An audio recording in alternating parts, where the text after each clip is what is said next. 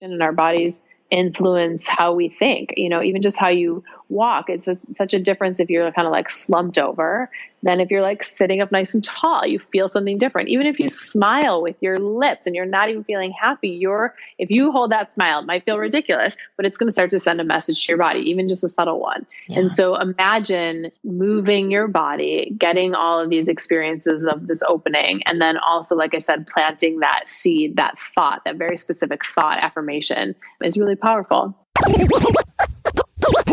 This is Your Kick-Ass Life Podcast, episode number 303 with guest Erin Stutland. This is the Your Kick-Ass Life Podcast with Andrea Owen, a no BS guide to self-help and badassery. Because ladies, let's face it, life's too short for it to not kick ass.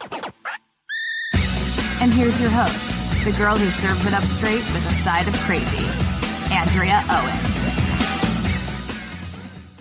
Hey there, ass kickers. Welcome to another episode of the podcast.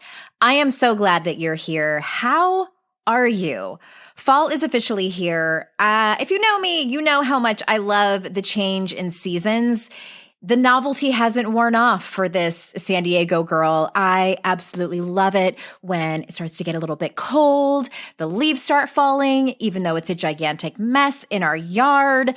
But I love seasons changing. I hope that you are well over there, wherever you are listening from, whether you are working out, maybe you're in the car, maybe you're folding laundry, maybe you're supposed to be working and you're not. Whatever it is that you're doing, I am so glad that you are here. You know what we're in the process of right now over here at the Owen household? Don't want to jinx it, but no, I'm not pregnant, but kind of, because we are trying to get another dog. If you don't watch my Instagram stories, then you might not know. We have our beloved German short hair pointer, for all of you who private message me and say, what kind of dog is that? I've never seen that breed before. Sometimes they look like Dalmatians. Sometimes they look like chocolate labs, depending on how they came out. But German short hair pointers are typically hunting dogs. We don't hunt. And the thing is, with breeders around here, which we really would rather rescue, but breeders won't sell to people who don't actively hunt. They consider it kind of mean to the breed. Maybe not kind of. They literally think it's mean to not actively hunt with their dog. They're bird dogs. And at any rate, we rescued her when we lived in Utah. She was about 4 years old when we got her. Her name's Giselle, if I haven't already said that. And she is about 10 or 11 now. And we would like another dog. We're not totally set on having a puppy. I've never had a puppy before, and I kind of want another baby. So I feel like this is, consolation prize of sorts. My husband's like, you have no idea what you'd be in for. But at any rate, the reason I bring it up is because when we lived in Utah, there was a lot of German short hair pointers at this one particular rescue. Shout out to Marilyn at Utah's Perfect Pointers. If you are wanting to rescue a German short hair pointer and you live in the state of Utah, reach out to Marilyn. She's amazing. She'll find the perfect GSP for you. But out here, there's not as many, and they get adopted very quickly, we're finding out. So I feel like it's like you have to be on top of it, and your application has to be spectacular. I feel like we're applying for like these ridiculous private schools for my children or something. Like, I don't know what's going on, but we're having a really hard time getting a dog. So it's just been this sort of heartbreaking thing. Like, we see one on their website within a day that they put it up for adoption, and we reach out to the foster parent and they're like, okay, thanks. We've gotten so many applications for this dog. I'm like, really? What is going on?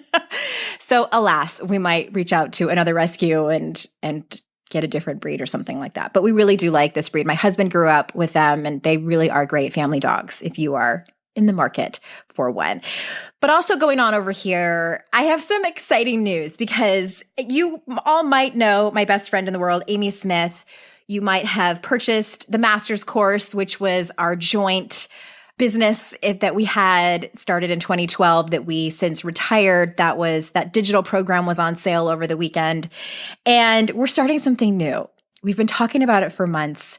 Release date is January, the first part of the new year. We are starting a new podcast together. Don't worry. Your Kick-Ass Life podcast is not going anywhere. We're starting a new podcast, and I'll just tell you the name of it because I'm going to send you over to the website for a good reason. It's called Not Another Self-Help Podcast. Ta-da! Applause, applause, applause. She and I, and it's just going to be the two of us, we're going to do a few things on this podcast. The biggest thing that we want to do on this podcast is have a lot of fun. We are wanting to marry personal development and humor as best we can. And it is something that we incorporate on our respective shows. She has a podcast called The Joy Junkie Show that she hosts with her husband.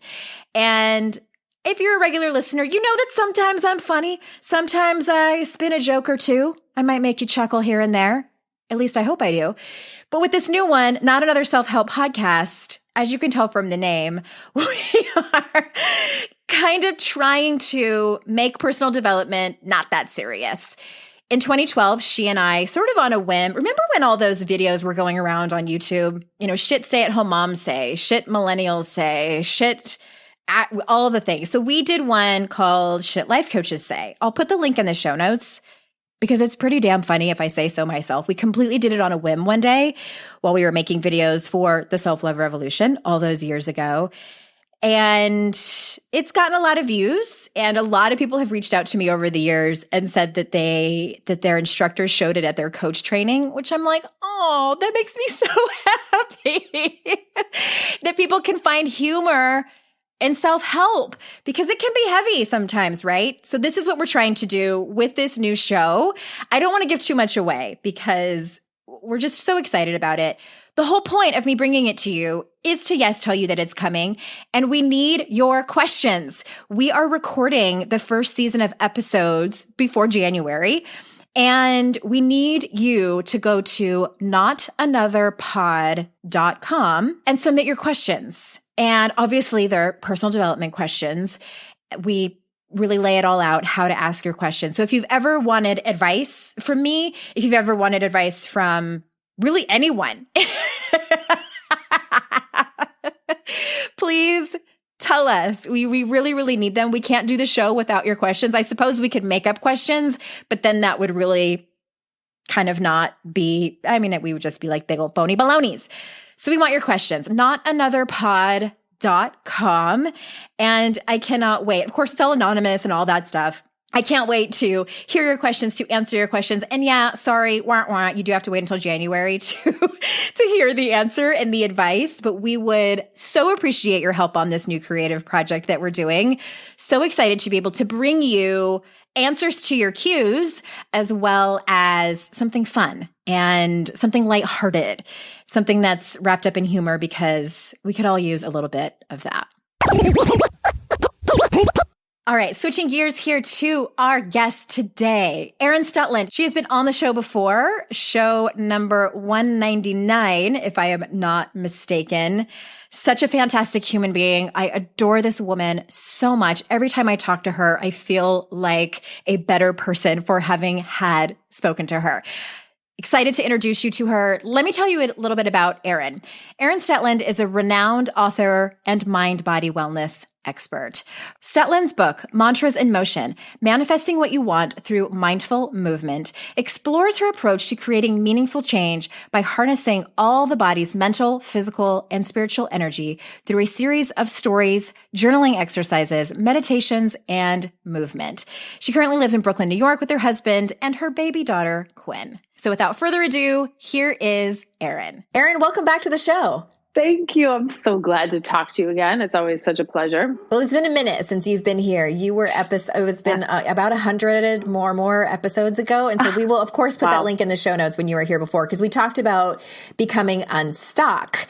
And I am so excited because you have a book out, and it's called, I reference your work fairly often about the work that you do. So I'm excited to have you talk more about it. And your book is called Mantras in Motion. And let's start from the very beginning. And what was the catalyst for writing the book, and kind of give us the gist of it? What can readers expect if they pick it up? Well, going back to this theme of being unstuck, this is really what this book is for. it's what the book will help you do. Today, in today's day and age, there are so many great, wonderful books out there, self-help books, and there's great ideas that we all take in intellectually from reading a book or scrolling through Instagram and seeing a meme.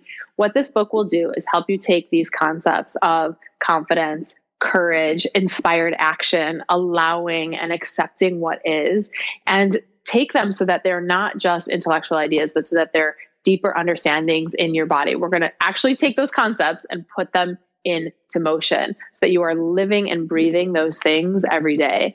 And, the tagline of the book is manifesting what you want through mindful movement. And so this really is a manifesting book. This is going to help you gain the clarity that you need in any particular area of your life, but not just gain the clarity, help you create a plan of action to get there, clear out the beliefs that may be holding you back from manifesting what it is that you want, helping you understand what inspired action is and what it's not, and also help you move into a state of allowing so that it comes to you easily and effortlessly. And we're going to do that using movement.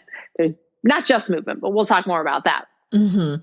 Well, you're speaking my language. So all of those words that you were talking about courage and confidence and acceptance. And I was like, yes, yes, with all of those, getting more and more excited. And okay, so like for people who are unfamiliar with this, what is the purpose of combining movement with mantras? Yeah. So, like I said, I think in this day and age in particular, because we're in our Western society, we're so intellectual, we're all living in our heads. Mm-hmm. The purpose of combining them together is to help you get these ideas out of your head and into your body.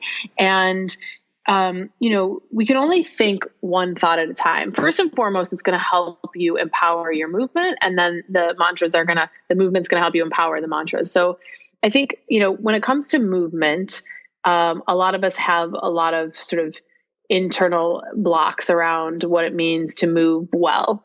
And I want to help you remove those blocks because I don't know when it changed and when it happened that sort of fitness and movement all became about weight loss and burning calories and getting thin and lots of sweat. Gains. Right. Isn't that a thing? Right. Exactly. Exactly.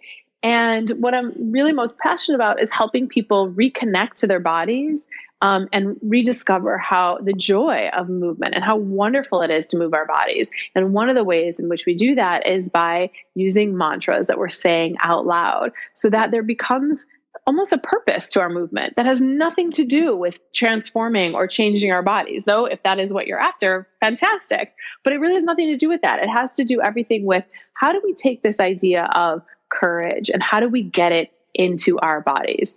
And so that's why we pair the movement with the mantra.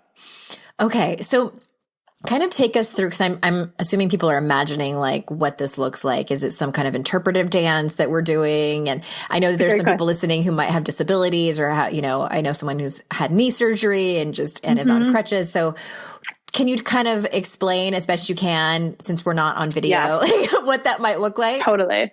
So there's a lot of different ways you can do this. And this is something that I mentioned in the book, that in the book, I do show, in each chapter, I have these really wonderful and whimsical illustrations in each chapter with really simple movements, everything from like a simple lunge to a chair pose to, maybe kind of twisting the upper body and extending the arms out.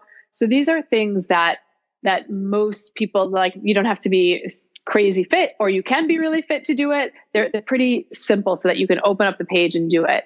However, that being said, if somebody has a disability, I also always create videos that you can really do the movement in your chair, even with like your arms. So basically what it is like, let's all imagine this for a moment. So you're going to, I'm coming up with that on the spot to try to describe it to you. So you're going to reach your arms all the way up, both arms all the way up, and then just bring them right down by your side. And again, reach them all the way up and then bring them down by your side. So you're going to continue doing this motion. And then we're going to add a mantra while you're doing this motion. And we're just going to say, I am tuned in. And then you reach them up and bring them down. And we say, I am tuned in as you reach them up and bring them down. I am tuned in, right? So you start to see that, again, it's not about this crazy fitness exercise. It's about motion and movement. And then you pair that movement with the mantra so that when we say, I am tuned in, we start to really feel and embody, what does it mean to say, I'm tuned in? I'm tuned into this moment. I step into the flow. I have all that I need, and the rest I let go. So we begin to embody the meaning of being tuned in, not just think it as a thought, but really become it through movement. I love this. You know what it kind of reminds me of? So when I was a child, my mom, who is so clever, I would struggle with certain words to spell. And I know that this is not like groundbreaking. I know there's a lot of people that their parents did this too, or their teachers do this, but I thought my mom was like a genius. And there were songs that she would sing for certain words that I couldn't do. And I still remember, I am almost 44 years old as we're recording this, and I still sang Please, Please, please give me a kiss. That's amazing. That's amazing. But I say that because that's what it reminds me of. It's like it gets inside of your body and changes things. And that's what makes me happy. Yep. It's exactly what it is. I had recently done an interview, and she told me as we were talking, she said, when I was young, she would have this long walk to school, and she would, on the way home from school, she would recite all the things that she has to do, and she would do it in rhythm, just like what your mom taught you. And as a result, she never had to write down her list of things to do because she was embodying those things through rhythm and through movement. And that's exactly what this is. Through rhythm and through movement, we're going to repeat these mantras and say these things so they become a part of you. And one of my favorite things is when my students, they just hear the mantra and they automatically do the movement. When they're standing in line at the store, when they're frustrated by something, they can instantly go to this mantra to help shift the perspective out of negativity or doubt or fear. Oh, that's so fascinating. I'm sure there's science behind it, that our brains actually learn better and work better. And we know that our brains are malleable, but I'm sure I have a feeling that faster change happens when you do what you're talking about. Yes. Well, there is a study that's somewhat related to this, which is they broke people into, they were trying to figure out how fatigue happens. And they broke people into two cycling groups. And one of the cycling groups just did regular cycling, and the other cycling group was saying affirmations while they were cycling. And did you say they're trying to figure out how fatigue works? Yeah. Okay. We just want to make sure I heard you right. Yeah. Does fatigue happen? Where does fatigue happen? Does it happen in the heart, in the lungs, in the muscles, in the cells? Where does it happen? And what they found was that the people who were saying the affirmations while they were cycling were actually able to go longer. Their endurance was better.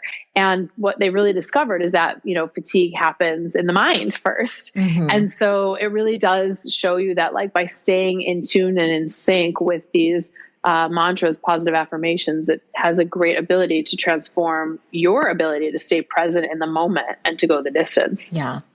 Well, you said a few magic words a few minutes ago when you talked about, we live in a culture where we spend a lot of time in our heads. And I think this audience in particular, I speak every week to a group of women who are high achieving, they're driven, they want more for their lives, and they tend to be all up in their heads. And I don't mean to generalize, y'all, but I think for a lot of them, it feels a little bit foreign, the whole concept of getting into their body. Some of these women struggle around emotions and things like that, and even just naming how they're feeling.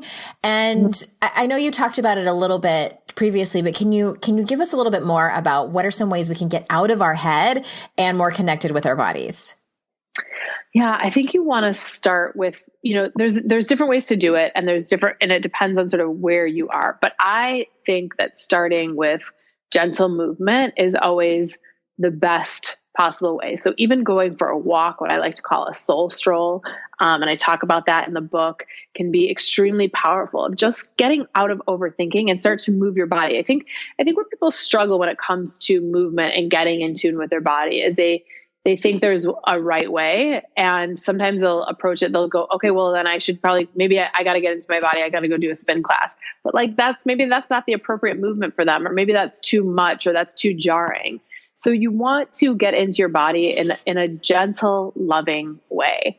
And I think, going for a walk is a beautiful way. I think honestly, laying down on the floor and bringing your knees into your chest is a beautiful way to start moving. Sitting on the floor and doing some gentle stretches. There's some great ways to get into your body and out of your head. And that's really, I think that's where the magic happens, quite frankly, because you can't solve a problem with the same mindset that created it, as the saying goes.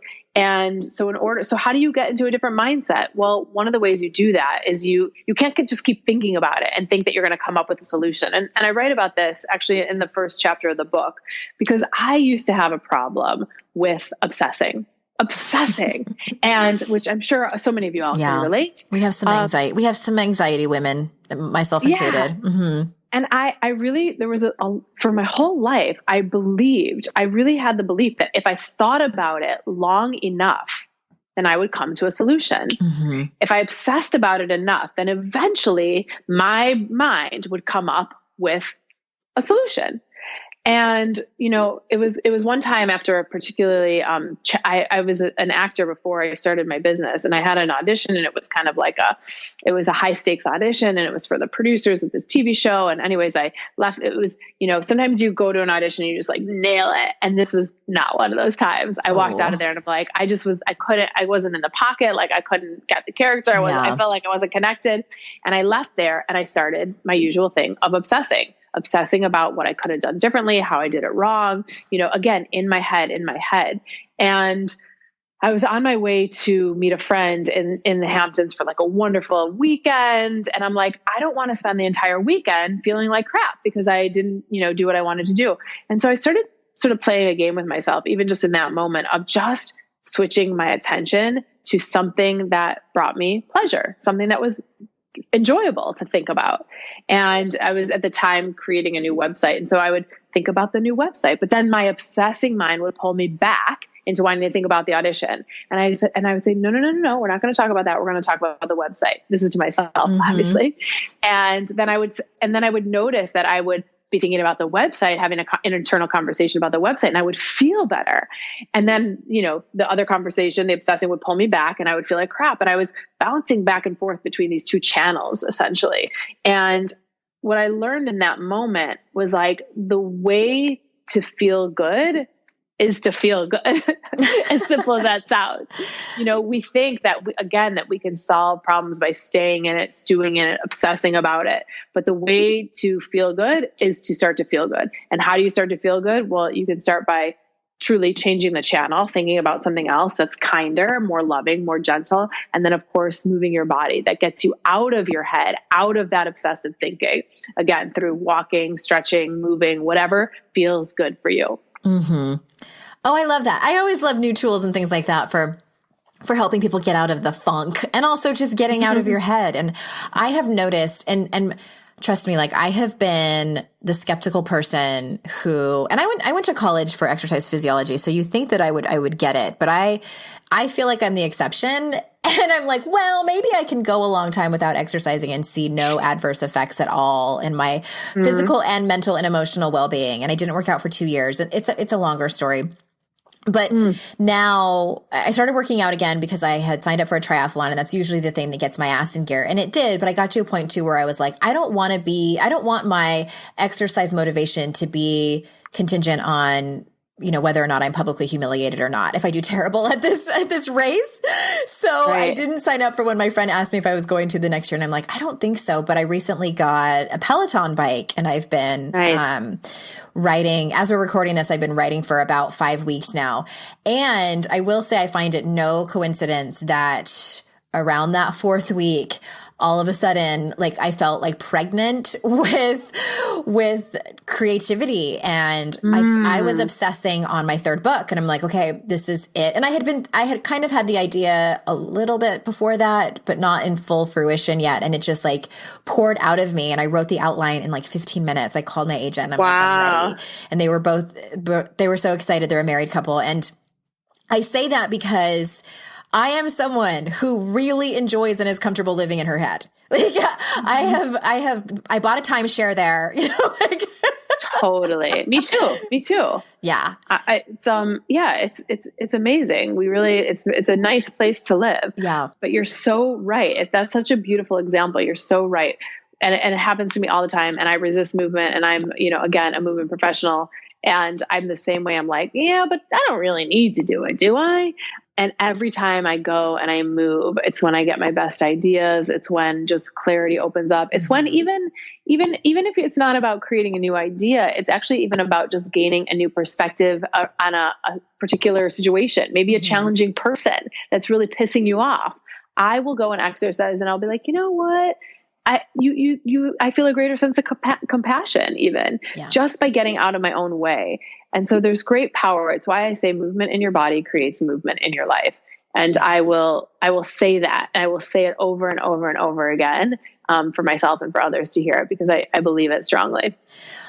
I love that. And well, that kind of brings me to the topic of resistance, because it's something that we all struggle with. And I'm going to quote your book, because you say something really interesting. You say, the more you become familiar with your own brand of resistance, and the more you practice moving forward despite of it, the easier it becomes to move into flow. And I know that's kind of in the gist of what we were just talking about, but can you define what you mean exactly by resistance in this instance? Yeah, resistance is just you preventing yourself from taking action and from moving forward. Mm-hmm. And we all do it. And we all have our own little brands of resistance. It comes up in different ways. So for example, one of my brands of resistance is particularly when I am moving close to doing something that makes me uncomfortable, putting myself out there, something I haven't done before, like even a speaking gig. Or if I'm going to do press for the book. And I want to just say something. This just because I know my brand of resistance, it doesn't mean it goes away. Mm-hmm. So it literally comes up every time I'm about to, let's say, go and do press. I'll be getting ready, and I'll start to be like, why did you agree to do this? This is such a dumb idea. Why did you agree to do this? Now you have traffic. You have to figure out what you're going to wear. You have to do your hair and makeup. And the thing is now I know that is my brand of resistance, because I'm getting close to putting myself out there, to moving to the next level. I know that when that kind of pissed off, why'd you do this to yourself voice comes in, I'm like, oh, here's resistance. Here it is. And it's just helpful to begin to recognize when and sort of what form your own resistance takes, so that you can work with it, so that you can acknowledge it, so that you can begin to move with it. And actually the mantra that I use in the resistance chapter is the one that I touched on earlier, which is, I am tuned in. I step into the flow. I have all that I need, and the rest I let go. And the reason we say that is because in that moment when I'm frantically trying to get ready for press, and I feel like I don't have the right outfit and I'm not going to do my hair right. No, I am tuned in. Mm-hmm. I'm going to step into the flow. When I show up and I do the press, I'm just going to let it flow. I have all that I need, meaning I know this stuff inside out. I am more prepared than I could imagine. And the rest I let go, meaning I'm not going to try to control how this turns out and how this goes. And so that's why that mantra is so powerful for resistance. But the first step is really recognizing what your form of resistance is. And I have some journaling exercises in the book to help you do that. I love that. It sounds a little bit like we're kind of roundabout talking about the inner critic, really. And totally, it might depend on the different areas of your life, how your resistance and your inner critic shows up. But what I love so much about this is that, because I've been sort of batching podcast interviews, and so I've done several of them, and my guests are saying the same thing. And luckily it's the same thing I'm saying, because I'm not arguing with anyone, but it's the whole concept of the win is not that we eradicate our resistance or that we eradicate our inner critic. The win is that we recognize it very quickly when it's happening. So for you notice, as you're getting ready for this thing, you notice your resistance, your inner critic talking to you. I was talking about the same thing with a few of my other guests, and I love how everyone explains it just a little bit differently, because that means to me that more people are having light bulb moments here on the other end of the microphone. And I also love that, because everyone knows around here, I might have said this the last time you were on, everyone knows how I feel about positive affirmations. And I always say, I have a belief. It's my belief. It's my opinion. And is that they don't work all on their own. So people, wake up in the morning, they go look in the mirror and they're like, I am tuned in. I am in flow. Yeah. And like, it's not working, but you combine it with something like you're having people take action on it and combining it with something else. And to me, that's a complete game changer. Yes. And I want to just acknowledge that because obviously, my book is published with Hay House. Louise Hay is the mother of affirmations, right? And she I love her. She's amazing. and she was obviously a very big proponent of getting up, looking in the mirror and saying affirmations. And let me just tell you, when I discovered her work, I was like, oh my God, this is amazing. I love it. And then I would like do that, get up in the mirror and say affirmations like, nope, not working for me.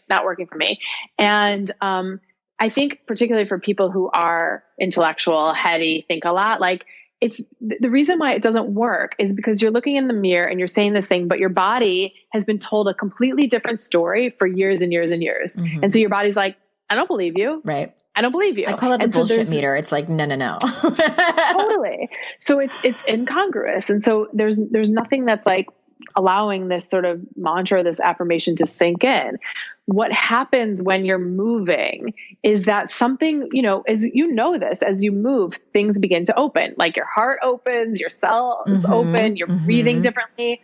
And it's almost like a gentle whisper as you're saying these affirmations. And I want to just say this. I have people who will come to me and they'll do the work and they'll say, I don't believe it yet. And I say, I totally get that. Try approaching it a little differently. So, for some people, they will say it out loud. For other people, they will whisper it. For other people, they will just think it. Sometimes you have to move your body in a different way. Like if you're someone who has to move really sweetly and softly and gently, like you might want to say it while you're moving sweetly and softly and gently. If you're someone who like needs a lot of high energy, you might want to say it that way. But it's not just standing in the mirror and hoping that your body connects to your mind. It's not that. It's actually opening up the body, opening up the mind, and then planting a seed while you're through movement. Yeah. I'm sure you're familiar with her work, the work of Amy Cuddy about body language. Yeah, exactly. I'm going to pop that link in the show notes of her TED Talk for everyone because she's a social psychologist and she's studied body language. And obviously usually when people are talking about body language, they're talking about someone's body language and how others are perceiving it. But her research is about our body language and how we see ourselves. And a couple of things that stood out in the research that she talks about is the Wonder Woman pose, which obviously is one of my favorites, is that, the feet apart, hands on hips. And then also, doesn't she do one like where you're leaning back in the chair, like with your legs up on the desk or something for confidence? I think she does. Yeah. I think she does. And my point is what you've been talking about is that when you move your body a certain way, it can actually change how you feel about yourself. So I don't know. Correct. Science. Yes. Yeah, it's science, and for people who like science, there is science out there. And for others who want to just feel into it and experience it, then, obviously there's that, but that's exactly what it is. Yeah. Our bodies have so much information and our bodies influence how we think, even just how you walk. It's such a difference if you're kind of like slumped over than if you're like sitting up nice and tall. You feel something different. Even if you smile with your lips and you're not even feeling happy, if you hold that smile, it might feel ridiculous, but it's going to start to send a message to your body, even just a subtle one. Yeah. And so imagine moving your body, getting all of these experiences of this opening, and then also, like I said, planting that seed, that thought, that very specific thought affirmation is really powerful. So much. And the book is called Mantras in Motion, Manifesting What You Want Through Mindful Movement. And you can get it at bookstores, on Amazon, on your website, and you're at erinstutland.com, correct? Yes. And if you order the book, I'll just say, come back to erinstutland.com/book and make sure you enter your information because there's some really great bonuses that you get once you buy the book. And so just make sure you come back to erinstutland.com. There's also on the book page, erinstutland.com/book, there is a free movement video. So you can click on that and you can get a free movement video that it's one of the chapters from the book. We made some videos to go along with the chapters of the book.